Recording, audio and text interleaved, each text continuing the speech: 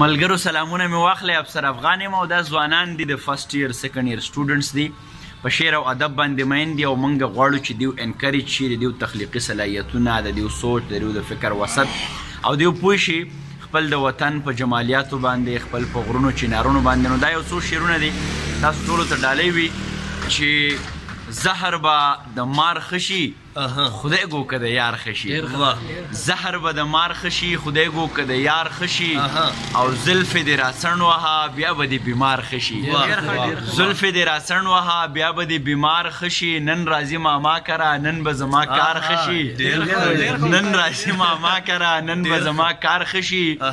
او لوړ قد بارودو سو خاورې به چنار خشي، لوړ قد بارود اخوړ خاورې به چنار خشي، بیا به دې هم قید ساتي هر څوک سرکار خشي،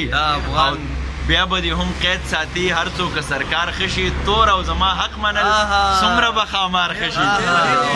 تور او زما حق منل څومره به خامار خشي، او خپل افغان کراولی بیا به شانګله پار خشي. که دننه که بهر یم تاسو اجازت ارشاد که دننه که بهر یم سړکي یم پر هر یم دا په کومه ګناه سر یم چې له ځانه ناخبر یم، کړه ځواني مې پسې خاورې څه بدبخته جوارګر یم، د هر چا زړونه ګټمه د لفظونو جادوګر یم، تک رنګ د ماښامي یې زه هم ستورې د سحر یم، د بلها ډېرې مودې نه د یو ښکلي په چکر یم،